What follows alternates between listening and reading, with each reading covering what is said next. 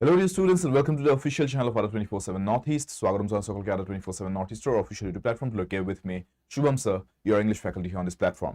Students, Guwahati High Court Porikha, District Court JAA Porikhaৰ বাবে আপোনালোকে যদি প্ৰিপাৰেচন কৰি আছে তেনেহলে এই প্লেলিষ্টটো সেভ কৰি লবলৈ নাপাহৰিব আপোনালোকৰ YouTube প্ৰফাইলত যাতে আপোনালোকে ইংৰাজীৰ এই ইম্পৰ্টেন্ট ক্লাसेस কেটা easily access কৰিব পাৰে আৰু regularly updated যিকেটা আপোনালোকৰ নতুন ক্লাसेस আহি থাকে সেইকেটা ফলো আপ কৰি গৈ থাকিব পাৰে এই ক্লাसेस কেটা আপোনালোকৰ বাবে খুব হেল্পফুল হ'ব for the 50 marks of English যোনটো এই হাই কোৰ্ট ডিস্ট্ৰিক্ট কোৰ্ট JAA পৰীক্ষাত আহিবলৈ গৈ আছে 50 মাৰ্ক ধেমালি নহয় ইংৰাজীৰ এটা বহুত বৃহৎ পৰিমাণত weightage আছে তাৰ মানে এই পৰীক্ষাটোত আপোনাৰ এক্সামটো ক্ৰ্যাক হ'ব নে নহব হেতু ইংলিশৰ মাৰ্কস খিনিয়ে বহুতখিনি এটা ডাঙৰ ভূমিকা তাতে ৰোল এটা প্লে কৰিব যে আপোনাৰ এক্সামটো ক্ৰ্যাক হৈছে কি নাই সো আপোনালোকে যদি এই এক্সামটো কান প্ৰিপেয়াৰ কৰি আছে মই আৰু এটা বস্তু ৰেকমেন্ড কৰিম যদি আপোনালোকে ভাবে যে ইংৰাজীটো আপোনাৰ কাৰণে এটা উইকনেস হয় ইংৰাজীত আপোনালোকে লেগ বিহাইন্ড কৰিছে আৰু ইংৰাজীৰ উইকনেসৰ বাবে আপোনালোকৰ কম্পিটিটিভ এক্সামছত ৰিজাল্ট নুলাই তেনেহলে আপোনালোকে অকল ইউটিউব ক্লাছটোৱে চাই নাথাকিব আপোনালোক মই সাজেষ্ট কৰিম যে আপোনালোকে মোৰ এইম ইংলিশ বেচটোত আজিয়ে জয়েন কৰক এই বেচটোত আপোনালোকে লাইভ ক্লাसेস উইথ ৰেকৰ্ডেড ফেসিলিটি লগতে কমপ্লিট ক্লাसेस যত আপোনালোকে ডেইলি practice paper পাই যাব ৰেগুলাৰ প্ৰেক্টিছৰ কাৰণে ক্লাছৰ লগতে আপোনালোকে থিয়ৰি গুটেই পিডিএফs খিনি পাই যাব লগতে আপোনালোকে এই বেচটোৰ হৈতে এটা কমপ্লিট টেলিগ্ৰাম গ্ৰুপ পাই যায় যত আপোনালোকৰ জি ডাউটস আছে যিমান জি ডাউটস থাকে এক্সামৰ দিনলৈকে গুটেইখিনি তাত সুধিব পাৰে ডেইলি বেচিছত মোৰ পৰতে পাৰ্সনলি মই তাতে ৰেসপন্ড কৰি আপোনালোকৰ ডাউটসবোৰ ক্লিয়াৰ কৰাই দি থাকিম আৰু লগতে আপোনালোকে ইয়াতে মক টেষ্ট সিৰিজও পাই যায় আপোনালোকে কমপ্লিট মক টেষ্ট বান্ডল এই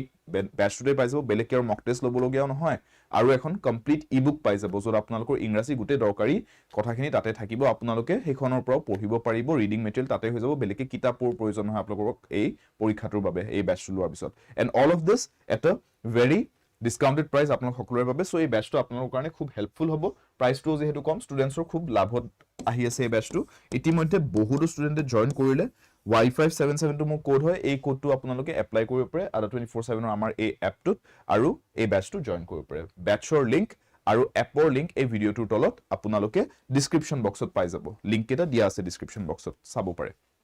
আজি প্ৰথম কোৱেশ্চনটো লৈকে আহিছো এতিয়া first car holds a special place in the heart of every owner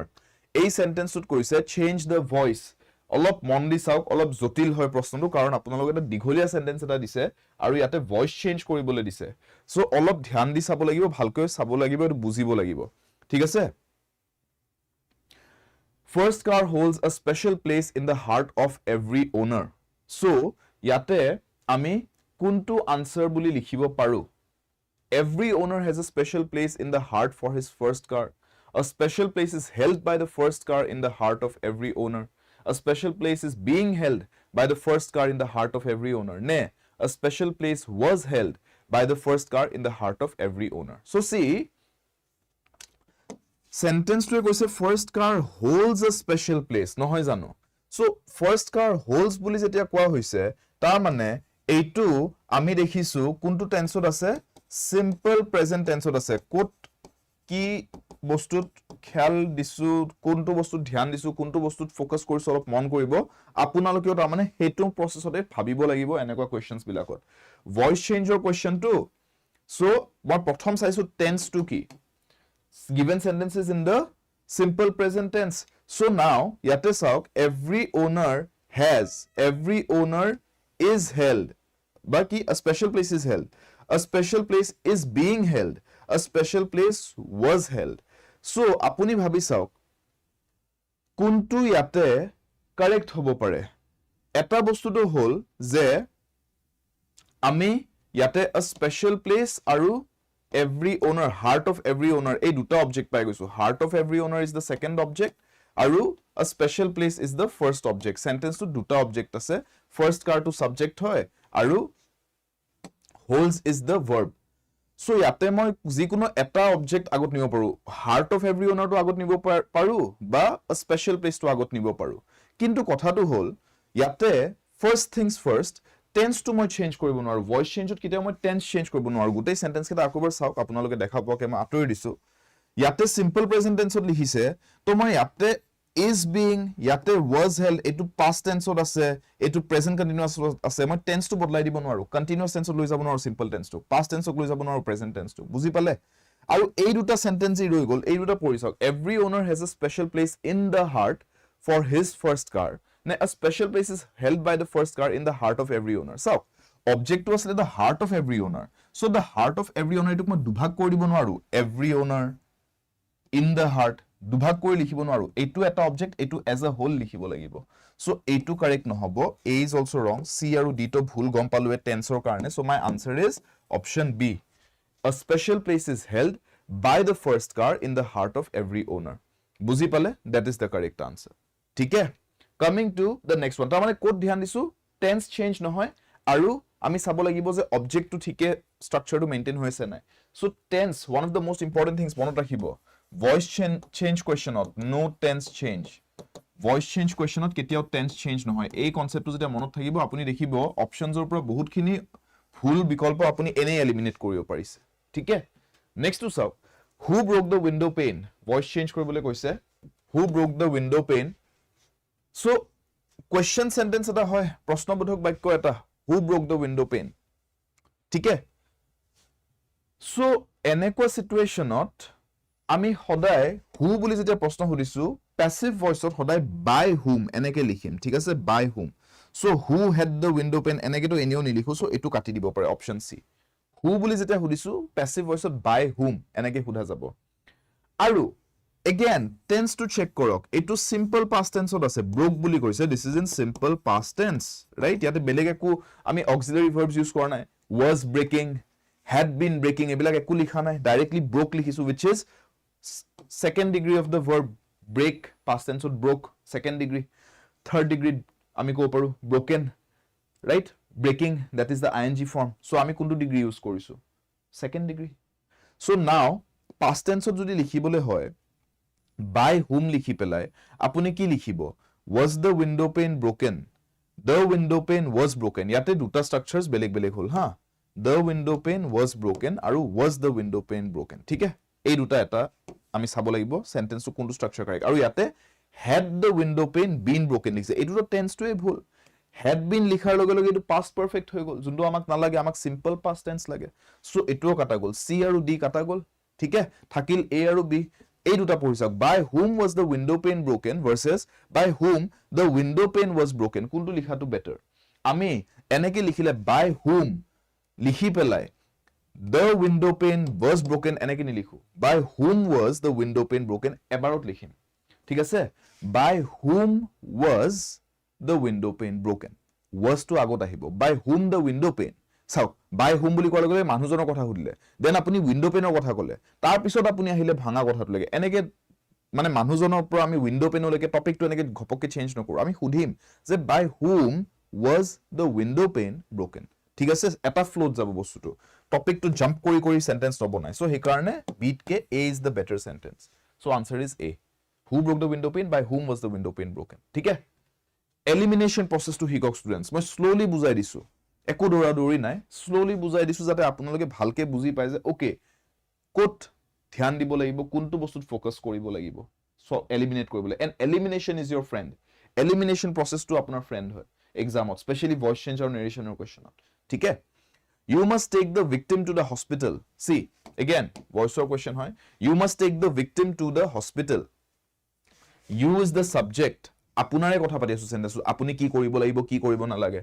must take এটো এটা মডেল ভার্ব আহি গৈছে ইয়াতে ঠিক আছে this is a model verb must might may must এবিলাক মডেল ভার্বস বুলি কয় ইহতে আমাক পসিবিলিটি বা probability এনেকুৱা ধৰণৰ বস্তুবিলাক ৰেসপন্সিবিলিটি এনেকুৱা ধৰণৰ ইমোশনস বিলাক বুজাবলৈ হেল্প কৰে might বুলি ক'লে আপুনি probability বুজায় it might rain বৰষুণ দিয়া সম্ভাৱনা আছে probability must বুলি ক'লে responsibility আপুনি বুজাইছে we must do this আমি কৰিবই লাগিব এটো আমাৰ দায়িত্ব so must is again showing responsibility these are called modal verbs ঠিক আছে take is the main verb যোনটো আপোনাৰ main verb টো এটো ইয়াতে so this is the verb so ইয়াতে আপোনাৰ এটা modal verb আহি গৈছে হা এটো ধ্যান দিব আৰু you must take the victim this is an object to the hospital this is the second object the hospital so এতিয়া মই সেন্টেন্সটো বুজাই দিলো যে কেনেকৈ লিখা গৈছে SVO মোৰ বেটছত যোন কেজন ষ্টুডেন্টে পঢ়ি আছে তেওঁ যদি আপোনালোকে যদি চাইছে আপোনালোকে তো গম পাইছে এটো স্ট্ৰাকচাৰটো ৰাইট so now ইয়াতে আমি প্যাসিভ ভয়েসত কেনেকৈ লিখো সদায় মনত ৰাখিব যেতিয়া সেন্টেন্সত এটা মডেল ভার্ব দিব ন আপোনাক অ্যাক্টিভ ভয়েস সেন্টেন্সত যেতিয়া এটা মডেল ভার্ব থাকিব এই বস্তুটো নোট কৰক যেতিয়া এক্টিভ ভইচ সেন্টেন্সত এটা মডেল ভার্ব আহি যাব মডেল ভার্ব মানে যেনেকে মে মাইট ঠিক আছে can ability বুজায় মইটো কৰিব পাৰো I can do this it's a word that shows ability can or opposite to cannot inability ঠিক আছে তাৰ পিছত আপুনি লিখিব পাৰে should responsibility है ना must যোনটো ইয়াতে আমি ইউজ কৰি আছো etc these are modal verbs so এনেকুৱা modal verb যদি আহি যায় সদায় স্ট্ৰাকচাৰটো এটো ফলো কৰিব প্যাসিভ ভয়েসত লিখুতে modal verb টো লিখিব তাৰ পিছত আপুনি BEB এনেকে লিখিব B শব্দটো লিখিব লাগিব BEB আৰু তাৰ পিছত আপোনাৰ যোনটো ভাৰ্বটো আছিল মেইন ভাৰ্বটো হেতু থাৰ্ড ডিগ্ৰীত লিখিব এই ৰুলটো মনত ৰাখিব যেতিয়া মডেল ভাৰ্ব আহে এটো ৰুল ফলো হ'ব ঠিক আছে এটো নোট কৰি থক আৰু এটো বস্তু দিয়া চাওক মাস্ট টেক লিখা আছে সো তাৰ মানে আমি কি লিখিব লাগিব মডেল ভাৰ্বটো কি মাস্ট বি টেকৰ থাৰ্ড ডিগ্ৰী কি টেক পাস্ট টেন্সত টুক থাৰ্ড ডিগ্ৰীত taken so must be taken এই অংশটো বাক্যত আহিব লাগিব তাৰ মানে প্যাসিভ ভয়েসত বুজি পালে কিয় কাৰণ ইয়াতে আমাৰ এটা মডেল ভাৰ্ব আছে আৰু মডেল ভাৰ্ব আহাৰ লগে লগে আমি এই স্ট্ৰাকচাৰটো প্যাসিভ ভয়েসত ফলো কৰিব লাগে সো চাওক must be taken to আমি কত দেখিছো to be taken লিখা আছে নহব supposed to be taken নহব to be taken to is to be taken নহব কি লিখিব লাগিব must be taken this is correct so d is the correct answer বুজি পালে বাকি কেটা আপোনালোকে কাটি দিব পাৰে এলিমিনেশন কৰিবলৈ বুজি পালে টেকনিকটো মডেল ভাৰ্ব আহাৰ লগে লগে সদায় modal verb plus b plus third degree of the verb লিখিব লাগিব clear so you must take the victim to the hospital the victim must be taken to the hospital is the correct passive voice next why did you beat him why did you beat him voice change কৰিবলৈ দিছে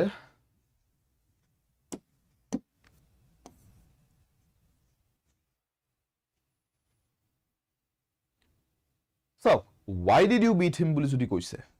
আপুনি simple এনেকে ভাবি চাওক sentence বোৰ maximum স্টুডেন্টছৰ গন্ডগোলটো ক'ত লাগে জানে কোৱেশ্চন সেন্টেন্সেস দিলে ভয়েস চেঞ্জ কৰিবলৈ যে স্যাৰ কোৱেশ্চন মাৰ্ক আহি গল স্যাৰ কোৱেশ্চন এটা দি দিছে লাষ্টত কোৱেশ্চন মাৰ্ক দি দিছে মই এনে নৰ্মেল সেন্টেন্সটো ট্ৰান্সফৰ্ম কৰিব জানো কোৱেশ্চন সেন্টেন্সটো কেনেকৈ ট্ৰান্সফৰ্ম কৰো সো আপোনাক মই সিম্পল টেকনিক এটা কৈছো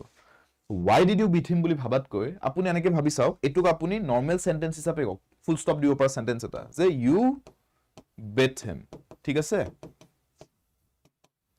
মই खुदा নাই मैं कोई आसु इतना पूछ नहीं रहा हूं बता रहा हूं ठीक है why did you beat him नहीं you beat him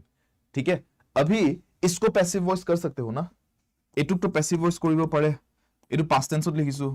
why did বুলি কৈছে ন আৰু মন ৰাখিব এটু পাস্ট টেন্সত আছে সো মই লিখোতে পাস্ট টেন্সত লিখিব লাগিব did লিখিছে ন পাস্ট টেন্স সো মই সেন্টেন্স বনাওতেও পাস্ট টেন্সত লিখিছো আৰু সো এটু पैसिव वॉइसত লিখিটো পাস্ট টেন্সে হ'ব he was beaten by you है ना এটু যদি কেনেকে হল এটুৰ পৰা এটু লৈকে কেনেকে হল যদি নাজানে তে ডাইৰেক্ট সিধা বেটছটা হক বেলেগ প্ৰশ্নই নাই ঠিক আছে এবিলাক বেসিক্স হয় এবিলাক জানিব লাগিব so you beat him he was beaten by you এতিয়া এটু বস্তুক আপুনি প্ৰশ্ন হিচাপে সুধি চাওক এই বস্তুটো ৰাইট আপুনি এনেকে সুধিব পাৰে এতিয়া এটু বস্তু প্ৰশ্ন হিচাপে সুধিলে ইয়াৰ পৰা আপুনি নিজে চাওক কোনটো হ'ব why he আপুনি নিজে কক অলপ আগতে মই কলো why এনেকা by whom এনেকা কোৱেশ্চন ওয়াৰ্ডস বিলাক আহিলে নেক্সট কি লিখো ডাইৰেক্ট নেক্সট টপিক এটা লিখি দিও নে আমি এটা ফ্লোত যাও why was এনেকে লিখিম ন why had লিখিলে এটু পারফেক্ট টেন্স হৈ যায় যত নেকি এটু সিম্পল পাস্ট টেন্সত আছে why was him beaten চাওক why was him কিয় লিখিম he লিখিব লাগে সো এটু pronoun টো ভুল এই দুটা অপশনস টো এনেও ভুল এই দুটাৰ মাজত এটু স্ট্ৰাকচাৰটো ঠিক নহয় কাৰণ why পিছত ডাইৰেক্টলি টপিকলৈকে বেলেগ এটা টপিকলৈ জাম্প মাৰিলে মানুহজনৰ কথা লেকে why কি why was he beaten হেতু সুধিব লাগে ন so why was he beaten by you এইটো বস্তুকে আপুনি প্ৰশ্ন হিচাপে সুধিলে হেতু নুলাই জানো he was beaten by you why was he beaten by you question বনাই দিয়ক সিম্পল তাৰ মানে question টোক যদি আপুনি ডাইৰেক্টলি প্যাসিভ ভয়েসলৈ কনভাৰ্ট কৰিব দিগদাৰ পাইছে এটুক প্ৰথম এটা নৰ্মেল সেন্টেন্স বনাই লওক হে নৰ্মেল সেন্টেন্স টো প্যাসিভ ভয়েসলৈ কে আনক আৰু হে প্যাসিভ ভয়েস সেন্টেন্স টোক আপুনি এটা কোৱেশ্চন হিচাপে সুধি চাওক why did you beat him মই ভাবিছো এনেকে you beat him তাৰ পিছত হেতু প্যাসিভ ভয়েস বনাইছো he was beaten by you তাৰ পিছত এটুকে কোৱেশ্চন হিচাপে সুধি চাইছো why was he beaten by you and that is the answer clear simple technique এটা যোনটো আপোনাক হেল্প কৰিব ক্লিয়াৰলি ভাবিবলে এই কোৱেশ্চন সেন্টেন্স বিলাক ভয়েস চেঞ্জ কৰিবলৈ ঠিক আছে next one Please wash all the dishes. Please wash all the dishes. Simple বস্তু এটা হয় এটো সেন্টেন্স হ'ব হা দেখাত কমপ্লেক্স যেন লাগিব পাৰে যে এইবিলাক কেনেকে ভয়েস চেঞ্জ কৰে বাট একদম সিম্পল নিজে ভাবি চাওক অলপ কমন সেন্স লগাওক অলপ লজিক লগাওক please wash all the dishes বুলি কৈছে প্লিজ কৈছে অনুগ্ৰহ কৰি হেনেকে কৈছে ন ৰিকুৱেষ্ট কৰিছে সো देयरफॉर মই অৰ্ডাৰড বুলি কিয় লিখিম অৰ্ডাৰড লিখাটো ভুল অৰ্ডাৰটো দিয়া নাই যে এটো কৰ হেনেকে তো কোৱা নাই কাইন্ডলি কৰক হেনেকে হে কৈছে all the dishes should be washed should be washed মানে we must wash all the dishes হেনেকে লিখিব লাগিব ৰেসপন্সিবিলিটি বুজাবলৈ হলে should বুলি কোৱা নাই ৰিকুৱেষ্ট হে কৰিছে কৰি বই লাগিব বুলি কোৱা নাই তো ঠিক আছে সাজেষ্টেডো নহয়, এনে সাজেশন এটা দিয়া নাই, ৰিকুৱেষ্ট কৰিছে। চ' দেৰফৰ গোটেইকেইটাৰ ভিতৰতে আপুনি দেখিছে ৱৰ্ডছ এটা এটা ৱৰ্ডৰ কাৰণে আমি এলিমিনেট কৰিব পাৰিছো, আৰু এটা ৱৰ্ড আছে ইয়াতে যোনটো আমি দেখিয়ে গম পাইছো যে এইটোৱে আনসাৰ হ'ব লাগে। প্লিজ কৈছে, তাৰমানে ৰিকুৱেষ্ট কৰিছে। So' you are requested to wash all the dishes. ঠিক আছে, ৰিমেম্বাৰ দিছ। এনেকুৱা সেন্টেন্সেছ বিলাকত সদায় চাব যে আপোনাৰ এই যোনটো ভাৰ্বটো ইউজ কৰিছে ভাৰ্বটো ঠিকে আছে নে নাই। ঠিক আছে, প্লিজ বুলি ক'লে অবভিয়াছলি ৰিকুৱেষ্ট কৰিছে, অৰ্ডাৰ কৰা নাই, সাজেষ্ট কৰা নাই। ঠিক আছে, নেক্সট সেন্টেন্স ৰিএৰেঞ্জমেন্টৰ কোৱেশ্চন চাও। এতিয়া এটা সেন্টেন্স ৰিএৰেঞ্জমেন্টৰ আপোনালোকৰ সলিউশন কেইটা পুতুককে ওলাব পৰা কেপাচিটিটো খুব দৰকাৰী এক্সামত। সো সেন্টেন্স ৰিএৰেঞ্জমেন্ট এটা এনেকুৱা টপিক হয় ষ্টুডেন্টস যোনটো বহুত টাইম কনজিউম কৰি দিব পাৰে আপোনালোকৰ, আৰু আপোনালোকৰ এক্সামত আপোনালোকে নিজে গম পাইছে number of questions is pretty high. So আপোনালোকক টাইম লাগিব, প্ৰত্যেকটো কোৱেশ্চন ভাবোতে টাইম লাগিব। ইংলিছৰে 50 কোৱেশ্চনছ আছে, সো 50টা কোৱেশ্চন সলভ কৰি ইংলিছৰ সেকশনটোতে তাৰমানে আপোনাৰ ভালে পৰিমাণে টাইম লাগিব, ৰাইট। সো তাৰ ভিতৰত আকৌ যদি আপোনাক সেন্টেন্স ৰিএৰেঞ্জমেন্টৰ কোৱেশ্চন দিয়ে আৰু আপোনাৰ যদি টাইম বহুত লাগে একোটা কোৱেশ্চন সলভ কৰোতে, তে আপুনি দেখিব ইংলিছৰ সেকশনটো সলভ কৰোতেও অসুবিধা হৈছে আৰু ওভাৰঅল টাইমটো আপোনালোকৰ অসুবিধা হৈছে বাকিবোৰ সেকশন সলভ কৰিবলৈ। So what we need to do is, আমাৰ ৰেসপন্সিবিলিটি এইটো যে আমি প্ৰেক্টিছৰ পিৰিয়ডটোতেই আমাৰ সেন্টেন্স ৰিএৰেঞ্জমেন্টৰ যোনটো টপিক হয় ন, তাৰে কোৱেশ্চনছ বিলাক সলভ কৰিব পৰা আমাৰ স্পীডটো ডেভেলপ কৰিব লাগিব, আৰু স্পীডৰ লগত একিউৰেসি, অবভিয়াছলি একিউৰেসি আমি হেম্পাৰ হ'ব দিব নোৱাৰো স্পীড বঢ়াবলৈ যাওঁতে। সো দেৰফৰ ইয়াতে প্ৰথম চাওক যে ভাল ওপেনিং ষ্টেটমেন্ট কি আছে। প্ৰথম বস্তু সদায় চাব এইবিলাকত ওপেনিং, যেনেকে ক্ৰিকেটত আপুনি সচিন সেহৱাগেদি ওপেনিং কৰাব বেটিং কৰিবলৈ হলে, ইৰফান পঠানক পঠাই নিদিয়ে আগতে বেটিং কৰিবলৈ, হয় নে নহয়? কিয়? ওপেনিংটো ভাল হ'ব লাগিব, বেটসমেন এজনে ওপেনিং কৰিলে ভাল হ'ব ইনিংছটো। সো ইয়াতো তেনেকে ষ্টাৰ্টিঙত সেন্টেন্সৰ ষ্টাৰ্টিঙত ওপেনিংটো ভাল হ'ব লাগিব। আপুনি কেতিয়াও সেন্টেন্স এটা আৰু এনেকে ষ্টাৰ্ট নিদিয়ে, এণ্ড বুলি ষ্টাৰ্ট নিদিয়ে, হয় নে নহয়? বেলেগ কিবা এইটোক তো মই ক'ব পাৰো যে S is not a good opening statement. So মই এই গোটেই অপশনটো এলিমিনেট কৰি দিব পাৰো যে S T Q R P হ'বই নোৱাৰে, কাৰণ এছ টো ষ্টাৰ্টিঙত লিখা কোনো সেন্সে নবনে। ঠিক আছে, এইটো এলিমিনেট কৰিব পাৰিলো on the basis of opening. বাকি গোটেইকেইটা the Narendra Modi government and inevitable second wave of COVID-19, ICU and ventilator beds, Congress general secretary, গোটেইকেইটাই ষ্টাৰ্টিং হ'ব পাৰে। আপুনি ক'ব নোৱাৰে যে এইটো ষ্টাৰ্টিং নহয় এইটোহে হয়, ক'ব নোৱাৰি, it's still not clear. So আমি নেক্সট বস্তুলৈকে যাওঁ, উইচ ইজ ক্লোজিং ষ্টেটমেন্ট, যে লাষ্টত কোনটো ষ্টেটমেন্ট লিখিব পাৰি বা তাতকেও ইম্পৰ্টেণ্ট কোনটো লিখিব নোৱাৰি, নোৱাৰাটোক আমি এলিমিনেট কৰিম। ঠিক আছে, সো এটাটো আমি দেখা দেখি গম পাইছো প্ৰিয়ংকা গান্ধী ভদ্ৰা কোৱেশ্চন কাক কোৱেশ্চন কৰিলে, এইটো ৱৰ্ড আমি তাৰমানে সেন্টেন্স টি টো লাষ্টত লিখিব পৰা অপচনে নাই, কাৰণ টি টো লাষ্টত লিখিলে ইনকমপ্লিট হৈ যাব, কোৱেশ্চনৰ পিছত কিবাটো লিখিব লাগিব। So T cannot be written in the last position. So এই গোটেই অপশনটো কাটক, গোটেই বি অপশনটোৱে ভুল। ঠিক আছে, থাকি গ'ল এই দুটা। নো ৰিপ্লেচমেন্ট ইজ ৰিকোয়াৰ্ড ক'ব আই ডোন্ট থিংক পাৰিম, কাৰণ গোটেইটো আমি দেখিয়ে লাগিছে যে সিকুৱেন্সত নাই। সো আমি এই বস্তুটো এতিয়া নেক্সট বস্তুটো চাও যে ম্যান্ডেটৰী পেয়াৰ কি ওলাব পাৰি। ম্যান্ডেটৰী পেয়াৰ মানে দুটা এনেকুৱা বাক্য যোন দুটা একেলগে লিখাটো দৰকাৰী বা বাধ্যতামূলক, যেনেকে ইয়াতে কোৱেশ্চন কাক কোৱেশ্চন কৰিলে, এইটো আমি যদি নেক্সট ৱৰ্ডটো ভাবিবলৈ চাও, কোৱেশ্চন কাক, কোৱেশ্চন ICU এণ্ড ভেন্টিলেটৰ বেডছটো হ'ব নোৱাৰে, নন লিভিং বস্তুটো কোৱেশ্চন নুসুধে, right. And inevitable second wave COVID-19 প্ৰশ্নটো নুসুধে অবভিয়াছলি। এণ্ড জানুৱাৰী দিছ ইয়াৰ, জানুৱাৰী মাহটোতো প্ৰশ্ন নুসুধে, কাক সুধিব? গভৰ্ণমেণ্টক কোৱেশ্চন সুধিব পাৰে, নৰেন্দ্ৰ মোদী গভৰ্ণমেণ্টছ ডিচিজনটো কোৱেশ্চন কৰিছে। So obviously T and R এইকেইটা একেলগে লিখাটো দৰকাৰী, it's a mandatory pair. So T আৰু আৰ আপুনি যি এৰেঞ্জমেণ্টতে নিলিখক কিয়, আপুনি যি এৰেঞ্জমেণ্টটোৱে আনসাৰ বুলি নকওক কিয়, আপোনাৰ টি আৰু আৰ এই দুটা সেন্টেন্স বেক টু বেক একেলগে লিখিবই লাগিব। সো আপুনি টি আৰু আৰ একেলগে লিখিবলৈ হলে ইয়াতে চাওক টি আৰু আৰ অপশন ডিত একেলগে নাই, সো এই গোটেই অপশনটো কাটিব পাৰি, এটাই অপশন থাকি যায়, দ্যাট ইজ অপশন সি। ঠিক আছে, সো দেৰফৰ আপোনাৰ আনসাৰটো কি হ'ব ইয়াতে TRPSQ। মানস এইটো টপিক টান পাও মই কৈ আছে, চাওক আপুনি নিজে ভাবি চাওক, আমি সলিউশনটো ওলাওতে বহুত কিবা মাথা লগালো নেকি? নাই লগোৱা, সিম্পল বস্তু চাইছো, ৰাইট। ওপেনিং ষ্টেটমেন্ট কি হ'ব পাৰে মই পঢ়ি চালো নেকি গোটেইটো? এতিয়ালৈকে মই পঢ়াই নাই গোটেই বস্তুটো কিনো বকিছে ইয়াতে মই নাজানোৱে, আৰু দৰকাৰ নাই মই জানিবলৈ। মই ৰাতিপুৱা চাহৰ লগত নিউজ পেপাৰখন পঢ়া দি এইটো পঢ়ি থাকিলে নহ'ব এক্সামত বহি, বুজি পাইছে? ইমান আৰামত লাক্সাৰীত মই সলভ কৰিব নোৱাৰো, ইমান টাইম নাথাকিব এক্সামত, টাইম এনেকে যাব এক্সামত, বুজি পালে? সো আমাৰ কামটো হৈছে আমি এই প্ৰসেসটো যে মই দেখালো ন, এই প্ৰসেসটো ইমান প্ৰেক্টিস কৰিব লাগিব যে আপোনাৰ এই প্ৰসেসটো একদম সেকেন্ড নেচাৰ হৈ যায়, আপুনি এইটোতেই সলভ কৰিব লাগিব। আৰু যদি প্ৰেক্টিছত এইটো নকৰে ন ভালকে, তে আপুনি দেখিব মই ক্লাছত কৰাওতে মই এটো কৰা দেখা পাই আছে এক্সামত গৈ কিন্তু আপুনি যদি এটো ভালকে প্ৰেক্টিস কৰিছ না আপুনি দেখিব আলটিমেটলি গুটেখন পঢ়ি সলভ কৰা প্ৰসেছতেই যাব আপুনি আৰু আপুনি দেখিব এক্সামত আপোনাৰ টাইম নষ্ট হ'ব বহুত আৰু ভুল হোৱাৰ চান্সেস বাঢ়ি যাব সো এটো প্ৰসেছত কৰক ওপেনিং স্টেটমেন্ট চাওক মই দেখিছো সেন্টেন্স এস টু স্টাৰ্টিংত লিখা কোনো পইণ্টে সম্ভৱেই নহয় সো স্টাৰ্টিংত এস লিয়া অপচনটো গুটেটো কাটি দিলো মই হেতু গুটেটো ভুলেই তাৰ মানে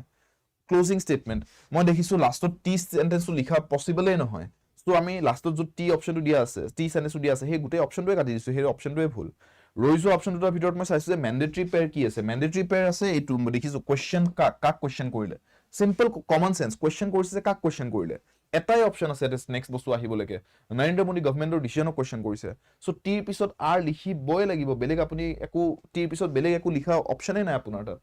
সো টি আৰু আৰ একেলগে যদি লিখিব লাগে কোনটো অপচন হেতু আমাক সুবিধা দিয়া আছে অপচন সি দিয়া আছে অপচন ডি নাই সো ডি টু কাটিছো C is the answer clear এই প্ৰসেছটো এতিয়া ইয়াতে নেক্সট এই কোৱেশ্চনটো এপ্লাই কৰক মই আৰু নুবুজাও এতিয়া আপোনালোকে সলভ কৰক মই দেখালো প্ৰসেছটো বুজাই দিলো এতিয়া আপোনালোকে সলভ কৰক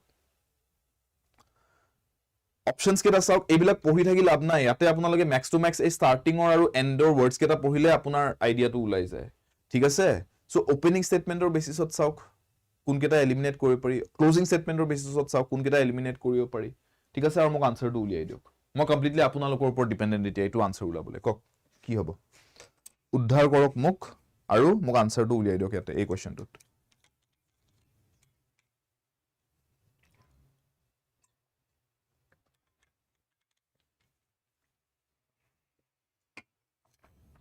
মিডলিন বি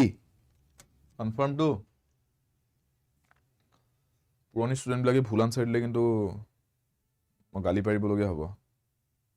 আনসাৰ যাতে কাৰেক্ট হয় দে মিডলিন ইয়েস ৰানটো নিখিল কি হ'ব আনসাৰ আগৰটো ৰাইট গৈছে বঢ়িয়া সুদীপ্তা মানস এটো ট্ৰাই কৰকচোন পাৰিছে নে নাই চাওক ৰেজুল বিদ্যুৎ আৰু বাকি পঢ়া শুনা কেনেকৈ চলি আছে সবৰে বাকি সাবজেক্টছবোৰ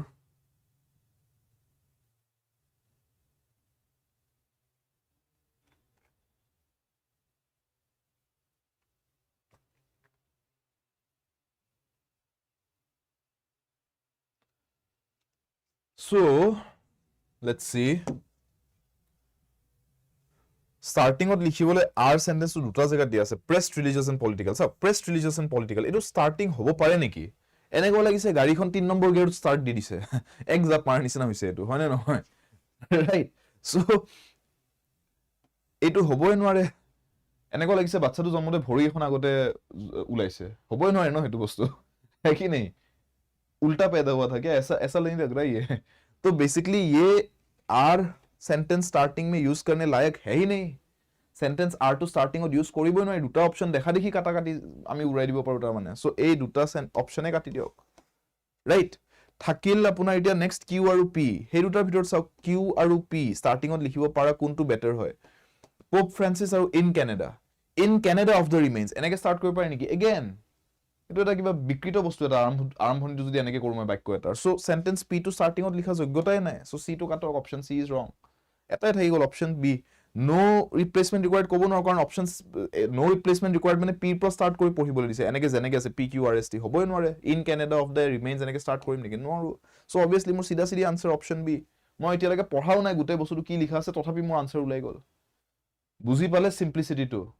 তাৰ মানে মোৰ এই প্ৰসেছটো আপোনালোকে এপ্লাই কৰিবলৈ প্ৰেক্টিস কৰা আৰম্ভ কৰক আপুনি দেখিব ৰিএৰেঞ্জমেন্টৰ টপিক আপুনি কেতিয়াও টান নাপায় ইয়াৰ পিছত দিস ইজ মাই ওন প্ৰসেছ যোনটো মই আপোনালোকক শিকাই গৈ আছো ইমান দিনে মই যিমান ষ্টুডেন্টছক পঢ়াই গৈছো এটো প্ৰসেছত পঢ়াই গৈ আছো আৰু এটো প্ৰসেছতেই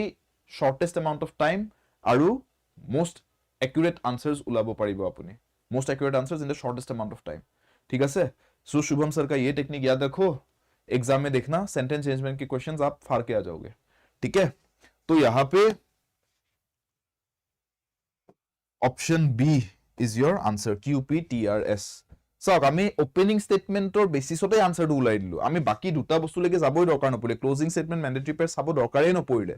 কপাল ভাল থাকিলে এটা বস্তু চাওতে আনসাৰ উলাই যাব কেতিয়াবা ওপেনিং স্টেটমেন্টটো চোৱাৰ পিছত বাকি এটা অপশনস ৰৈ গলে এলিমিনেট নহলে তেতিয়া আপুনি নেক্সট ক্লোজিংলৈকে যাওক তাৰ পিছতো বলে অপশনস ৰৈ গৈছে এলিমিনেট হোৱা নাই গুটেবোৰ ম্যান্ডেটৰী পেয়াৰ চাওক layer by layer গৈছো আমি বুজি পাইছে one weapon after the other one tool after the other ठीक है So ইয়াতে এবাৰতে ওলাই গ'ল opening statement চাওঁতে QPTRS পঢ়ি চাওক Pope Francis expressed his pain over the discovery in Canada of the remains of 215 indigenous students of church-run boarding schools and pressed religious and political authorities to shed light on this sad affair. ঠিক আছে? Next one. এতিয়া এটো কোৱেশ্চনত চাওক এটো question অকনমান বেলেগ অলপমান বেলেগ এটো সেন্সত যে ইয়াতে আপোনাক ফাৰ্স্ট আৰু লাষ্ট সেন্টেন্স কেটা দিয়াই আছে আপুনি জাস্ট মাজৰ PQRS সেন্টেন্সেস কেটা ৰিএৰেঞ্জ কৰিব লাগে সো ইয়াতে আপুনি ওপেনিং আৰু ক্লোজিং চাই লাভ নাই কাৰণ আপোনাক ওপেনিং আৰু ক্লোজিং স্টেটমেন্টটো ইয়াত অলৰেডি ইতিমধ্যে দিয়েই দিলে ঠিক আছে কোৱেশ্চনটোতে দিয়া আছে আপুনি জাস্ট এটাই বস্তু চাব পাৰে এতিয়া হেতু হৈছে ম্যান্ডেটৰী পেয়াৰ যে ম্যান্ডেটৰী পেয়াৰ কি উলাব পাৰো ইয়াতে মই ম্যান্ডেটৰী পেয়াৰ যদি উলাই দিব পাৰো মোৰ আনসাৰটো উলাই যায় ঠিক আছে কাৰণ ম্যান্ডেটৰী পেয়াৰ বেসিছত মই এলিমিনেট কৰিব পাৰিম সো চাওক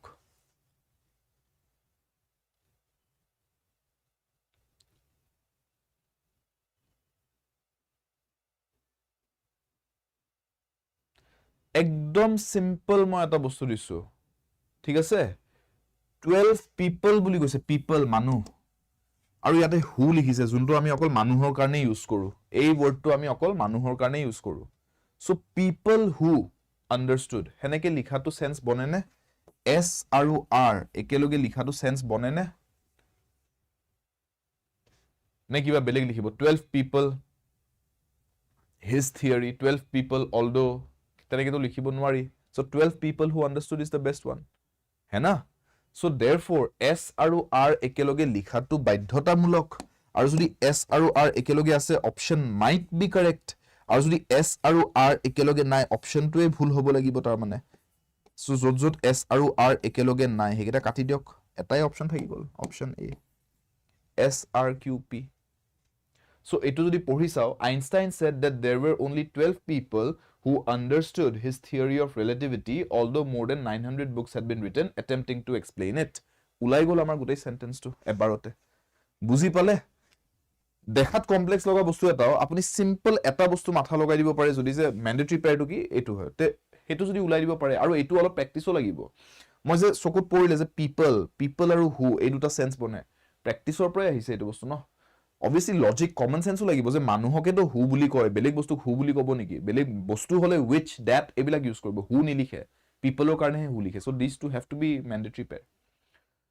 আৰু এটো জানিব লাগিব যে ইয়াতে এনেকুৱা প্যাটাৰ্নত দিলে কোৱেশ্চন যত ফাৰ্স্ট আৰু ওপেনিং স্টেটমেন্ট আৰু ক্লোজিং স্টেটমেন্ট দিয়া আছে ইয়াতে আৰু ওপেনিং ক্লোজিং চাই থাকি লাভ নাই ইয়াতে ডাইৰেক্ট নেক্সট বস্তু লেকে mandatory pair লকে গুছি যাওক সিধা Sidhi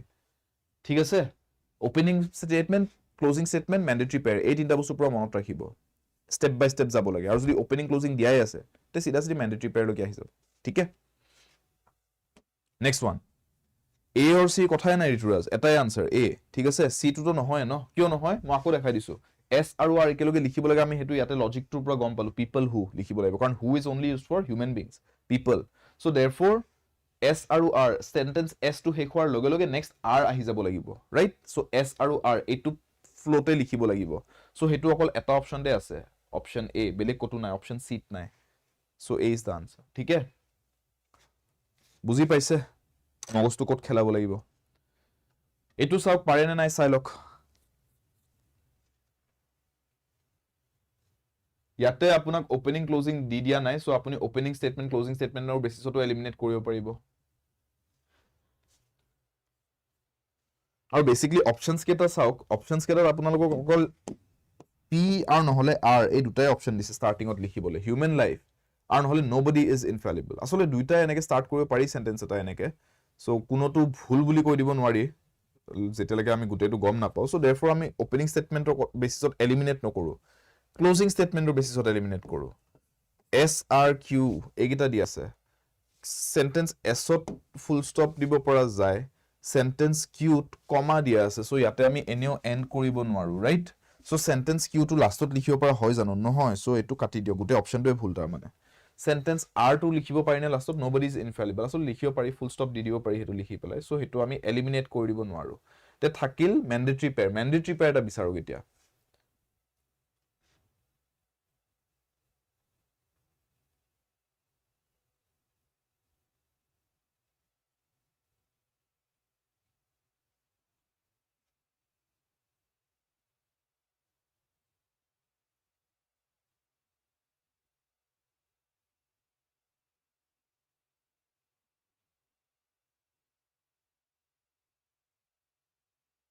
What could be a mandatory pair? So, যিকেইটা options ৰৈ গৈছে তাতে আমাৰ R and Q, S and Q আৰু Q and R এইকেইটা আমাক pair দি আছে ন R Q, S Q আৰু Q R কোনটো বেষ্ট হ'ব পাৰে আপুনি নিজে ভাবি চাওক যে আমি এনেকৈ যদি কওঁ যে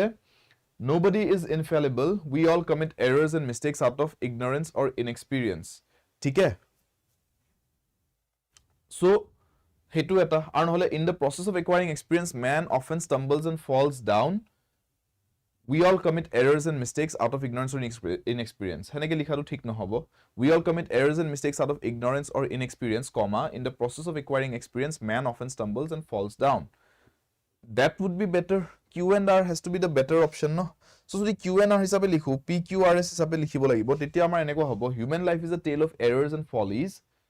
We all commit errors and mistakes out of ignorance or inexperience. Nobody is infallible. In the process of acquiring experience, man often stumbles and falls down. So, this would be the best option. PQRS. ঠিক আছে? So, এইকেইটা মই eliminate কৰিব পাৰো. Answer will be D. ঠিক আছে? যোনটো sequence আমি পঢ়িলো. Clear? Next one. After a long discussion, I prevailed dash him to accept the proposal. Fill in the blank pattern or question hoy. Aru apuni jodi options keta sai, this question is basically a question based on prepositions.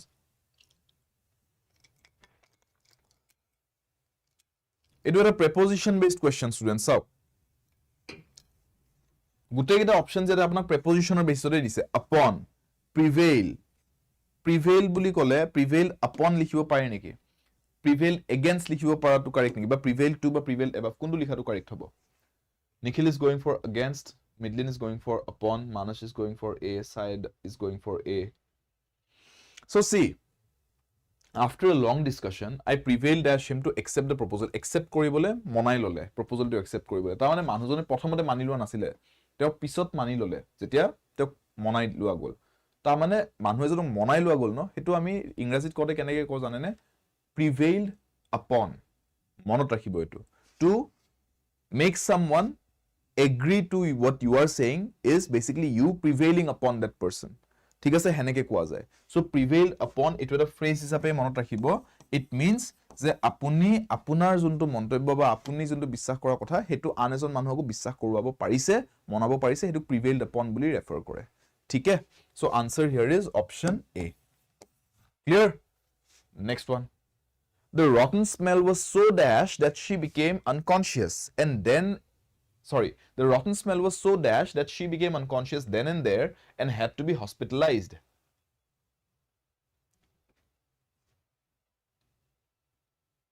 So, ki likha jabo? So, smell to rotten buli kowa hoise. Ta mane gela posa gundho eta, right? Ekdom beya durgundho. Rotten buli koise. Kiba eta bostu posi joa rotten smell. He posi joa bostu gundho to bhalo hobo pare neki. Nware obviously. So, this is a negative thing. So, yak was so key. It was an adjective eta likhibo bicharise. So likhi pelai, it's an adverb. So is an adverb. Aru it is describing this adjective. Juntu moi a smell to rotten buli kolu. Yak aru olop define koribo bicharisu. Kenekwa asile? What was it like? Revolting, gratifying, captivating, unappealing. Gutei kita options is sauk ha. All of the above buli kobo nwaru karon gutei kita meaning beleg beleg. So all of the above to katibo pora jay. Unappealing বুলি যেটা কয় ন, unappealing মানে যোনটো বস্তু বৰ এটা ভাল না লাগে, কিন্তু ইয়াতে rotten smell বুলি কৈছে আৰু ইমানে এটো বেয়া যে she became unconscious, তাতে বেহুশ হৈ গলি, মানে বেয়া গোন্ধ আসলে। সো তেনে হলে আমি অকল unappealing কলি নহব। unappealing মানে কি জানে, আজি আপুনি বুলে কোলা চুলা এটা পিন্ধিব বিচাৰিছিলে, কিন্তু কোলা চুলাটো আপোনাৰ বুলে ওয়াশিং মেচিনত সোমাইছে বা ধুব দি থৈ দিছে, আপুনি বা শুকুৱা নাই বুলে ধোৱাৰ পিছত, সো আপুনি আজি কোলা চুলাটো পিন্ধিব নোৱাৰি, আপুনি ৰঙা চুলা এটা পিন্ধিব লগা হৈছে, যোনটো আপুনি বৰটা ভাল নাপায় পিন্ধি। You feel like you don't look good in that red shirt. But এনেকুৱা নহয় যে আপোনাৰ সেই ৰঙা চুলাটো দেখি মানুহ বা কি বেয়া লাগিছে দেখাত সেই বুলি বেহুশ হৈ যাব, হে কি নাই? তো therefore you may look unappealing, দেখাত বৰটা আপোনাক ভাল নালাগিব পাৰে চুলাটো, বাট ইমানো বেয়া অৱস্থা হোৱা নাই। সো unappealing to মানে তাৰমানে নেগেটিভে হয়, but it's not that extreme. বুজি পাইছে বস্তুটো? Something does not look good, that does not feel good, but it's not that extreme. Unappealing বস্তুটো। Captivating যোনটো বস্তু আপোনাক captivate কৰে, আপোনাৰ attention to hold কৰি দিয়ে। ঠিক আছে something which draws your attention captivating cinema এখন বলে আপুনি প্ৰথমতে চাই থাকোতে ষ্টাৰ্টিংত ইমান ভাবন আছিল সিনেমাখন কেনেকৈ হ'ব কি বাট 5 মিনিট মান চোৱাৰ পিছত আপুনি পুৰা এংগেজ হৈ গ'ল সিনেমাখনত আপুনি পুৰা ইন্টাৰেষ্ট দি চাব ধৰিলে that means the movie is captivating আপোনাৰ ইন্টাৰেষ্ট আপোনাৰ ধ্যানটো আকৰ্ষিত কৰিব পাৰিছে so captivating is a positive thing ঠিক আছে gratifying যোনটো বস্তুৱে আপোনাক এনেকৈ ফিল কৰে যে ভাল ভাল হ'ল এটো it is a gratifying feeling ঠিক আছে gratified feel কৰিছে আপুনি যে মোৰ ভাল হ'ল এটো it's a very positive feeling so এটো এটা positive word আমাক লাগে খুব অত্যন্ত extreme negative word এটা and that is revolting something which is revolting is disgusting আপোনাক ঘৃণা অনাই দিব revolting বস্তু এটা ঘৃণা অনা বস্তু এটা ঠিক আছে revolting feeling to তাৰ মানে ঘৃণা অহা feeling to so therefore ইয়াতে আমি revolting লিখাটো best the rotten smell was so revolting that she became unconscious then and there and had to be hospitalized yare apunaloke aru synonyms ketaman hiki thobo pare repugnant ঠিক আছে another synonym would be pungent ঠিক আছে and simple eta word jodi mon rakhe disgusting ঠিক আছে egeta synonyms hobo gute geta ekeloge likhi thobo pare note kori pelai ঠিক আছে clear next one Deepjyoti sir apunar all classes bur kot pam mur all classes apuni playlist to save kori dok Deepjyoti apuni pai jabo yar agotu eta playlist goise Guwahati High Court JAA aru District Court JAA porikhar karone hetu playlist to YouTube already itimodhe apuni YouTube amar channel to ebar channel or logo to click korok starting or pine page to starting or pine pai jabo videos keta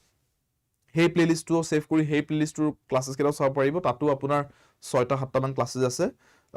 মোটামুটি 6-7 hours or তাতে ক্লাसेস আছে আৰু আপুনি এই প্লেলিস্টটো save কৰি থক ইয়াতো আপোনালোকৰ এতিয়া কন্টিনিউয়াস ক্লাसेস চলি থাকিব ঠিক আছে Monday Wednesday Friday 5 pm continuous classes থাকে আপোনালোকৰ ওকে সো আপোনালোকে যদি লাইভ জয়েন কৰিব নোৱাৰে কেতিয়াবা ৰেকৰ্ডেডটো চাব পাৰিব হেতু কাৰণে প্লেলিস্টটো সেভ কৰি থলে হল নিজৰ ইউটিউব একাউন্টত যাতে যেতিয়া ক্লাস এড হয় আপুনি জাস্ট যেতিয়া নিজৰ সময় হয় প্ৰফাইলত গৈ প্লেলিস্ট সেভ প্লেলিস্টত চাই ললে আপুনি ক্লাसेস কেটা অ্যাক্সেস কৰিব পাৰিব ঠিক আছে আৰু চেনেলটো সাবস্ক্ৰাইব কৰি থৈ দিব ইজি হ'ব তেতিয়া আৰু যদি ব্যাচ লব বিচাৰে ডিপ তেনে হলে ব্যাচৰ লিংক ভিডিওটোৰ তলত ডেসক্ৰিপচন বক্সত দিয়া আছে AIM English batch to join কৰিব পাৰে আমাৰ আড্ডা 24/7 ৰ এপত in accordance with are we clear are we sure about that banks should be left free to set their lending rates in dash with their cost of funds and market conditions apart from borrower profile yes in accordance with he likhibo lagibo why because bank e jodi aji tihotor rates kiman rateot lend koribo paisa dharot dibo thik ase hetu jodi set koribo ase they have to do it in accordance with some external factors customer profile etc so in accordance with buli likhim je hekhini bostur logot relate kori rakhi bostu khini thik ase so in accordance is the correct answer E is the right option After the driver dashed the car out of the bush, we climbed back into the car. এই সেন্টেন্সটো এটা বস্তু বুঝক এটো বস্তু এই সেন্টেন্সটো মই একাৰণে প্ৰ্যাকটিস কৰা ষ্টুডেন্টছক এটা concept বুজাবলে যে ইয়াতে আফটাৰ বুলি কলে ন তাৰ মানে এই ঘটনাটো হোৱাৰ পিছত ড্ৰাইভাৰজনে গাড়ীখন এই ঘাহ বুনৰ মাজৰ পৰা উলিয়াই আনিলে দিস ইজ স্টেপ 1 এটো এটা অ্যাকশন হল এটো প্ৰথম ঘটনাটো ঘটিলে তাৰ পিছত কি হল we climbed back into the car চাওক আকো গাড়ীখনত উঠি বহি ললো আমি তাৰ পিছত গাড়ীখন ড্ৰাইভাৰজনে উলাই আনাৰ পিছত হেতু কলো যে তাৰ মানে আগত কোনটো হৈছে ড্ৰাইভাৰজনে গাড়ীখন উলাই আনা কামটো হৈছে তাৰ পিছত আমি গাড়ীখনত উঠা কামটো হৈছে স্টেপ 1 স্টেপ 2 আৰু দুইটা বস্তু অলৰেডি হৈ গল ইতিমধ্যে it's all in the past right so তেনেকুৱা পৰিস্থিতিত আমি পাষ্ট টেন্সৰ ভিতৰতে দুটা অ্যাকশনৰ মাজত সিকোয়েন্সটো বুজাইছো ন কোনটো আগত হৈছে কোনটো পিছত হৈছে এনেকুৱা সিচুৱেচনত সদায় পাষ্ট পাৰফেক্ট ইউজ কৰিব লাগে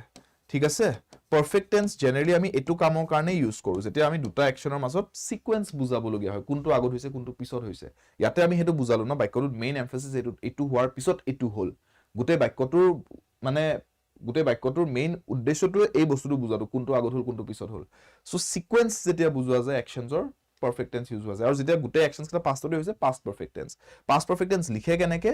had had লিখা যায় আৰু তাৰ পিছত আমাৰ ক্ৰিয়াটো ভাৰ্বটো আমি থাৰ্ড ডিগ্ৰীটো লিখো থাৰ্ড ডিগ্ৰী মানে কি অলৰেডি মই ইয়াৰ আগতো এক্সাম্পলস দিছো যেনেকে tech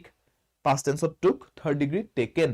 sing past tense of sang third degree sung so third degree to আমি ইউজ কৰিম sung taken হেনেকুৱাবোৰ so ইয়াতে after the driver backs লিখিলে নহব, is backing লিখিলে নহব, has back লিখিলে নহব, had plus third degree of the verb back, backed. D is the correct answer. ঠিক আছে? So answer to হ'ব আমাৰ D. Clear? ঠিক আছে? Next one. Sahil read the letter dash carefully the second time to ensure he hadn't missed any detail. Etu মই এটা particular concept বুজাবলৈ এই question মই students লগত discuss কৰো. That concept is চাওক. Read the letter. কেনেকৈ পঢ়িছে হেতু বুজাইছো হা. এটো ক্ৰিয়া হয়। চাওক চিঠিখন পঢ়াটো, এটো ক্ৰিয়াটো. Reading the letter is the verb. কেনেকৈ পঢ়িলে হেতু বুজাইছো ন? So verb টোক describe কৰিছো যে পঢ়িলে যে চিঠিখন he read the letter কেনেকৈ পঢ়িলে, how, in what manner, in what fashion describe কৰিব try কৰিছো ক্ৰিয়াটোক। এটো এটা adverb তাৰ মানে verb, adjective, adverb describe কৰা শব্দবিলাকক আমি adverb বুলি কওঁ। So carefully is the adverb. এটা কথাটো হ'ল এবাৰ অলৰেডি পঢ়িছিলে, সেকেন্ড টাইম আগৰবাৰতকে বেছি কেয়াৰফুলি পঢ়িছে যাতে হি ডিটেইল একো মিস নকৰে। সো তাৰ মানে আগৰবাৰতকে যদি বেছি কেয়াৰফুলি পঢ়িছে, মই কি বুলি লিখিব লাগিব? কেয়াৰফুলি আগৰবাৰত কম্পেয়াৰ কৰি কম্পেৰেটিভ মুডত লিখিলে কথাটো more carefully লিখিব লাগিব। ঠিক আছে? সো therefore ইয়াতে আনসাৰটো হ'ব লাগে C, carefully তাৰ নেক্সটটো হ'ব more carefully। দুবাৰ যদি আগৰবাৰৰ লগত কম্পেয়াৰ কৰি যদি কও কম্পেৰেটিভ ডিগ্ৰী লিখিলে more লিখিব লাগিব। ঠিক আছে? সো এই কম্পেৰিজনৰ কনসেপ্টটো বুজি লব। ঠিক আছে? Smoking will never be given up dash the tobacco industry thrives. মানুহে স্মোকিং কৰা তেতিয়ালৈকে বাদ নিদিয়ে যেতিয়ালৈকে tobacco industry to full force ত চলি থাকিব। thrives মানে ধুনিয়াকে চলি আছে, growth হৈ আছে। ঠিক আছে? that is thrives, something which is growing steadily, thrive কৰি আছে বুলি ক'ব পাৰি। So smoking will never be given up dash the tobacco industry thrives. কি লিখো? So that the tobacco industry thrives, as long as the tobacco industry thrives, though the tobacco industry thrives, নে as if the tobacco industry thrives? কি লিখাটো correct?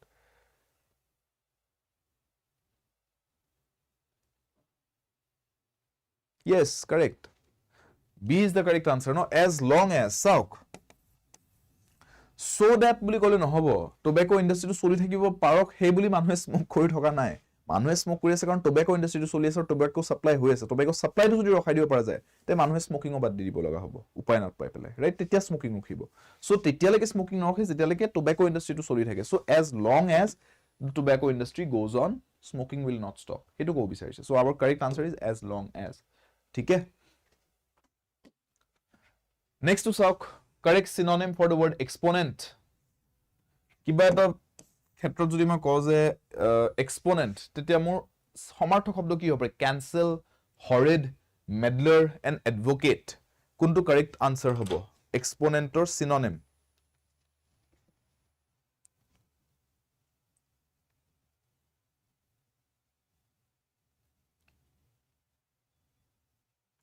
बताओ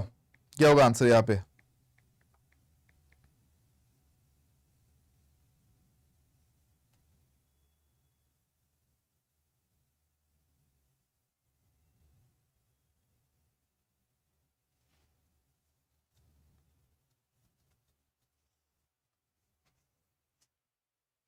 একো answer হা নাই কাৰো, কিয়? এক্সপোনেন্ট বুলি ক'লে আমি এটো বুজো someone who is a supporter of something। ঠিক আছে? আমি এনেকে ক'ব পাৰো যে he was an exponent of the idea of hard work। তাৰ মানে মানুহজন হাৰ্ড ৱৰ্কৰ কনসেপ্টটো এটা এজন সাপোৰ্টাৰ আছিলে, তেওঁ সাপোৰ্ট কৰে হাৰ্ড ৱৰ্কৰ কনসেপ্টটো। সো therefore এক্সপোনেন্ট বুলি ক'লে সাপোৰ্টাৰ বুজায়। তে আন এটা শব্দ কি হ'ব পাৰে সাপোৰ্টাৰৰ? এক্সপোনেন্ট মানে সিম্পল ওয়াৰ্ডছত মনত ৰাখক, আপোনালোকে যোনটো ওয়াৰ্ড মনত ৰাখিব পাৰিব মই হেতু দি দিছো সাপোৰ্টাৰ। ঠিক আছে? আন এটা ওয়াৰ্ডত আমি ক'ব পাৰো এন এডভোকেট। কোৰ্টত যে এডভোকেট থাকে, এডভোকেট বুলি কিয় কয়? কাৰণ তেওঁ ক্লায়েন্টৰ কাৰণে তেওঁ এডভোকেট কৰে যে মোৰ ক্লায়েন্ট নিৰ্দোষী। ঠিক আছে? হেতু কোৱা হয় এডভোকেট কৰা। মানুহ এজনৰ হকে যেতিয়া কোৱা হয় বা কিবা এটা বস্তুৰ হকে যেতিয়া আপুনি কিবা এটা কথা কয়, আপুনি সেই বস্তুটো বা সেই মানুহজনৰ এজন এডভোকেট। বুজি পালে? সাপোৰ্টাৰ। সো এডভোকেট শব্দটো আমি ইয়াতে সিনোনিম হিচাপে ইউজ কৰিব পাৰো। সাপোৰ্টাৰ বুলি যদি এক্সপোনেন্টৰ মিনিংটো বুজি পাইছো। এতিয়া বুজি পালে, এতিয়া মনত থাকিব। ক্লিয়াৰ? এক্সপোনেন্ট সাপোৰ্টাৰ শব্দটোৰ পৰা মনত ৰাখক, সাপোৰ্ট কৰা মানে এডভোকেট কৰা, আৰু তাৰ লগতে আজি এই ওয়াৰ্ডটো ক্লাছত শিকি থৈ দিয়ক এক্সপোনেন্ট। এডভোকেটৰ মিনিংটো হৈছে এক্সপোনেন্ট। ঠিক আছে? সো এটো এটা নাউন হয়। ঠিক আছে? নাউন ফৰ্মেটত হয়, হেতু শিকাই থৈছো। So therefore option D is the correct answer. Clear? Cancel কৰা মানে কিবা এটা বস্তু কেনসেল কৰি দিলো আৰু মই বুজাব নালাগে। হৰিড মানে যোনটো বস্তু খুব বেয়া, ভয়ংকৰ, হৰিড, একেবাৰে বেয়া ঠিক আছে মেডলাৰ মানে যোনে লোকৰ কামত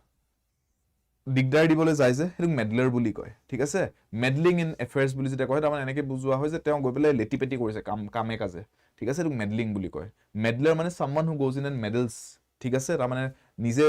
নিজে ইনভলভ হ'ব নলগীয়া জায়গাত গৈ পেলাই ইনভলভ হয় মাত মাতিব নলগীয়া কথাত মাত মাতে ইটস আ মেডলাৰ ঠিক আছে প্ৰিডমিনেন্ট সিনোনিম কি হ'ব লাভেবল ইম্পৰ্টেন্ট ভেগ এশ্যোৰেন্স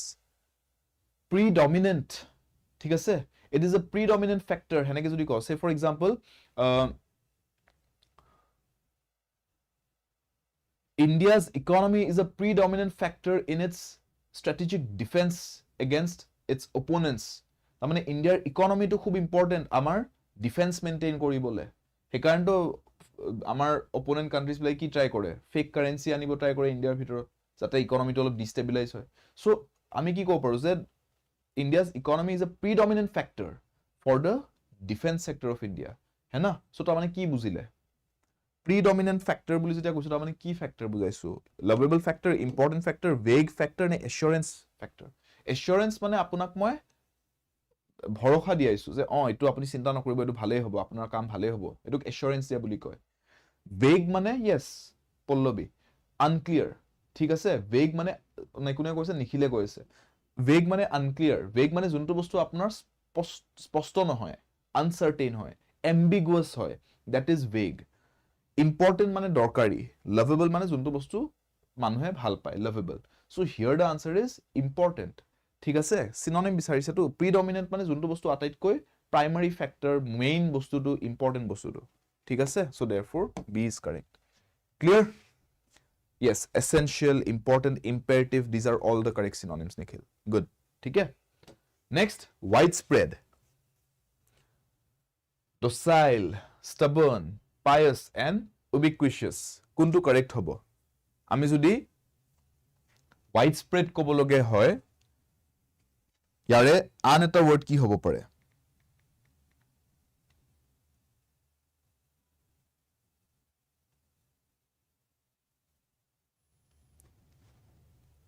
widespread যোনটো চাৰিও পিনে বিওপি আছে ৰাইট যেনেকে আপুনি ক'ব পাৰে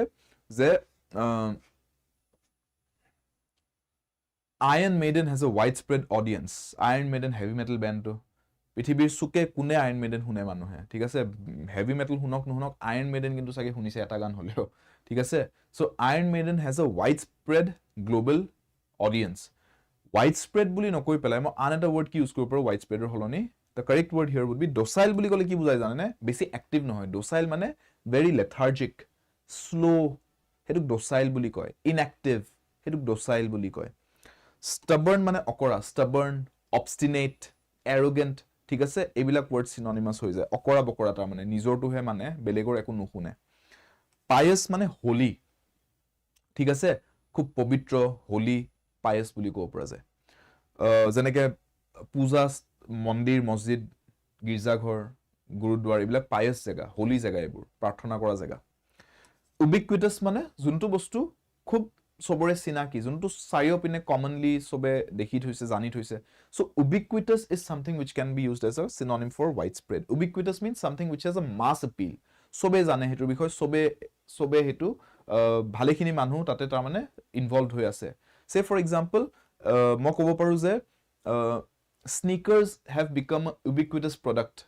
in today's market ta mane sneakers juta pinthe je bahut solise ajikali dekhe solise mane west to solise east to solise so it's an ubiquitous product jote tote gole apni sneaker pai jabo dukanot gole apni jutar bhitorot sneaker design to paboe right so therefore ubiquitous is the correct answer docile mane I already kolu docile mane inactive lethargic niru thik hai docile if somebody is in a docile state ta mane the person is very inactive বেছি active হৈ থকা নাই ঠিক আছে clear next one ইয়ব এটোৰ সমাৰ্থক শব্দ এটা লাগে এগ্ৰেছিভ ইন্টেলিজেন্ট হাম্বল আৰু এনয়েড এইকেইটা অপশনস দি আছে ইয়ব বুলি কলে আমাৰ কাৰেক্ট সিনোনিমটো কি হ'ব এটো এটা বহুত আনকমন ওয়ার্ড ইয়ব but it's a very short word at the same time so এটো এটা বহুত আনইউজুয়াল ওয়ার্ড হয় বাট ইয়ব বুলি যেতিয়া কোৱা হয় আমি জেনাৰেলি হেৰি বুজাও হা somebody who's very aggressive. So yob বুলি ক'লে আপুনি বুলি মন ৰাখিব পাৰে বুলি তো জানে সাগে স্কুলত জুনে ৰেগিং সাগিং কৰি থাকে বুলি কয় তেওঁলোকক সো তেওঁলোকৰ বিহেভিয়াৰটো কেনেকুৱা হয় খুব এগ্ৰেছিভ লাগুকে কাজিয়া লগকে থকাৰ নিচিনা so that kind of a person is called a yob ঠিক আছে so that kind of person is very aggressive last এটা question এটো মই আপোনালোকক আজি আনসাৰটো সাবমিট কৰিবলৈ কম কমেন্ট সেকশনত last question হয়তো 28th question হয় অলৰেডি আপোনালোকে 19টা question মই সলভ কৰিলো আপোনালোকে চাব যে 19 ৰ ভিতৰত আপোনালোকৰ কিমান স্কোৰ হ'ল আৰু লাষ্ট কোৱেশ্চনটো যেতিয়া সলভ কৰিব এটো একো কোটো নুসুৱাগে ট্ৰাই কৰকচোন পাৰে নে নাই যদি নোৱাৰে তাৰ মানে 20 ৰ ভিতৰত আপোনাৰ এটো আনসাৰ আপুনি কাটিব যে এটো মই নোৱাৰিলো সো আউট অফ 20 কিমান পালে হেতু এবাৰ চাব আৰু মোক কমেন্ট সেকশনত জনাব এটো আনসাৰটো লগতে জনাব চেক কৰিব নিজে চাব আৰু মোক জনাব যদি এটো পাৰিছে তে 20 এটো এড কৰি লব আৰু যদি পাৰা নাই 20 ৰ পৰা হেতু ডিডাক্ট কৰি লব আৰু তাৰপিছত মোক জনাব 20 ৰ ভিতৰত আজি কিমানটা পাৰিলে আপোনালোকে মই আনসাৰটো নিদিউতে নিজে কাৰেক্ট আনসাৰটো দিব পৰা কিমানটা আনসাৰ জুলালে আপোনালোকৰ যদি আপোনাৰ ইয়াতে আজি কোৱেশ্চন বিকটা মই অলপ টাফে ৰাখিছো সো আজি আপোনালোকৰ মাৰ্কস খিনি অলপ কম হলেও একো আপত্তি নাই শিকি লোৱাটো কিন্তু দৰকাৰি যিখিনি ক্লাছত দেখালো হেখিনি শিকাটো কিন্তু দৰকাৰি বুজালো যিখিনি জানাটো দৰকাৰি 20 ভিতৰত যদি আপোনালোকৰ আজি 12 মানৰ ৰেঞ্জত অহা নাই ন 12 কেও যদি কম পাৰিছে তে আপোনালোকক মই হাইলি ৰেকমেন্ড কৰিম যে আপোনালোকে এই ব্যাচটো জয়েন কৰক AIM English ব্যাচটো অলৰেডি ক্লাसेস ষ্টাৰ্ট হৈছে বাট ইয়াতে যিখিনি ক্লাसेস হৈছে এতিয়ালৈকে আমি ফাউন্ডেশনাল গ্ৰামাৰ খিনি কভাৰ কৰিছো সো আপোনালোকে জয়েন কৰাৰ লগে লগে ফাউন্ডেশনাল গ্ৰামাৰ গুটেখিনি ৰেকৰ্ডেড পাই যাব হেখিনি আপোনালোকে ৰেকৰ্ডেডও চাব পাৰিব আৰু এতিয়া বৰ্তমান আমি ভোকাবুলাৰিজ কৰি আছো ভোকাবুলাৰিৰ পিছত আপোনালোকৰ আকৌ MCQ কোৱেশ্চনছ ফেজ এটা থাকিব তাৰ পিছত মডেল পেপাৰ PYQs থাকিব তাৰ পিছত আকৌ মই স্পেশাল ক্লাसेস লম তাৰ মানে ভালেখিনি পৰিমাণ ক্লাছেস এতিয়া বাকি আছে সো আপোনালোকে এতিয়া জয়েন কৰিলেও কাৰো একো লোকসান নাই কোনো ষ্টুডেন্টৰ আপোনালোকে ফাউন্ডেশন গ্ৰামাৰ ক্লাছেস খিনি ৰেকৰ্ডেড চাব পাৰিব আৰু মোৰ লগত লাইভ ক্লাছেস খিনি কৰি ভোকাবুলাৰি MCQs খিনিও কৰি আগবাঢ়ি গৈ থাকিব পাৰিব so this batch is very helpful for anybody who still wants to join আপোনালোকে জয়েন কৰিব পাৰিব অলৰেডি বহুত ষ্টুডেন্টস ইয়াতে জয়েন কৰি ধুনিয়াকে পঢ়ি আছে আপোনালোকে এই চান্সটো মিছ নকৰিব যিহেতুকে মই প্ৰাইসটো বহুত কমত ৰাখিব পাৰিছো আদা 24/7 ৰ টিমৰ লগত কথা পাতি সো আপোনালোকক মই সুযোগটো দিবলৈ পাই নিজে ভাল পাইছো যে কম প্ৰাইসত মই এটা ব্যাচ অনাই দিব পাৰিছো ষ্টুডেন্টসক আৰু খুব কোৱালিটি ব্যাচ এটা খুব ধুনিয়া আপোনালোকে এটা live classes with recorded facility 24/7 recorded facility লগতে আপোনালোকে কমপ্লিট মক টেষ্ট ই-বুক গুটেইখিনি ব্যাচটো লোৱাৰ লগে লগে পাই যায় লগতে ডেইলি প্ৰেক্টিস পেপাৰস পাই যাব আপোনালোকে যেতিয়া আমি MCQ ফেজ টু ষ্টাৰ্ট দিম আপোনালোকে ইয়াতে ক্লাছৰ PDFs বোৰ পাই যায় পঢ়িবলৈ ষ্টাডি মেটেৰিয়েল গুটেইখিনি আপোনালোকে পাই যাব এটা টেলিগ্ৰাম গ্ৰুপ এটা আপোনালোকৰ কাৰণে থাকিব যত আপোনালোকে যিমান ডাউটস থাকে আপোনালোকৰ এক্সামৰ দিনটোলৈকে গুটেই ডাউটস তাতে সুধিব পাৰিব আৰু মোৰ পৰা পাৰ্সোনালি ডেইলি বেসিছত ডাউটস বিলাক ক্লিয়াৰ কৰাব পাৰিব so all of this in the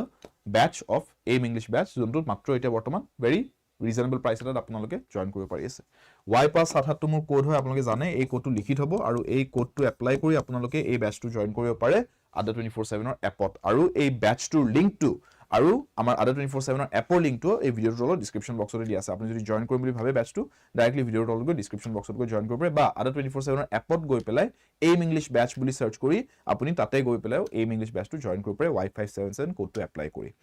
end যদি আপোনালোকে কিতাপ মক টেষ্ট বা বুকস লম বুলি ভাবিছে তেনেহলে Y577S কোডটো ইউজ কৰিব কোৰ্সেছৰ কাৰণে ব্যাচেছৰ কাৰণে কিন্তু Y577 কোডটো क्योंकि पढ़ेंगे साथ साथ विद शुभम सर's कोड Y577 সন্ধিয়া 5টা বজাত সোমবাৰ বুধবাৰ আৰু শুক্ৰবাৰে আপোনালোকে জেনাৰেলি মোৰ ইংৰাজী ক্লাसेस বিলাক ইউটিউবত পাব কেতিয়াবা যদি মই সোমবাৰে লব পৰা নাই বুধবাৰে লব পৰা নাই বা শুক্ৰবাৰে লব পৰা নাই কোনবা এটা বেলেগ ডেটত লোৱা পাই যাব আপোনালোকে মোৰ ক্লাছেছবোৰ জানেকে আজি মই শনিবাৰে লৈছো কাৰণ মই ফ্ৰাইডে প্ৰিভিয়াস ফ্ৰাইডেটো লোৱা ক্লাছটো লব পৰা নাছিলো so otherwise Monday, Wednesday, Friday are the regular timings 5 PM আপোনালোকে আমাৰ আদা 24/7 নৰ্থ ইষ্ট চেনেলত মোৰ ইংলিশৰ লাইভ ক্লাছেস কেটা পাই যাব বৰ্তমান আমি ডিস্ট্ৰিক্ট কোৰ্ট আৰু হাই কোৰ্ট JAA পৰীক্ষাৰ কাৰণে এই প্লেলিষ্টটো কন্টিনিউ কৰি গৈ আছো ইংলিশৰ ক্লাছেছৰ সেশনটো যদি ভাল পাইছে make sure you hit the like button before leaving the video before leaving the class and সেশনটো আপোনালোকে শেয়াৰ কৰি দিব পাৰে ক্লাছটো আপোনালোকে শেয়াৰ কৰি দিব পাৰে আপোনালোকৰ ভাইটি ভন্টি দাদা বা লগ বন্ধু কোনবা যদি চিনাকিৰ ভিতৰতে যদি কোনবা যদি প্ৰিপেয়াৰ কৰি আছে এই পৰীক্ষাটোৰ বাবে তেওঁলোকৰ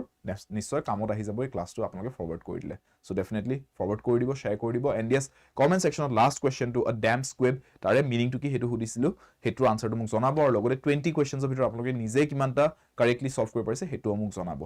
tech care I'll see you in the next class channel যদি সাবস্ক্ৰাইব কৰা নাই সাবস্ক্ৰাইব কৰি লব পঢ়াৰ বাবে আড্ডা সফলতাৰ বাবে আড্ডা ইংৰাজীৰ বাবে Shubham sir until next time take care see you soon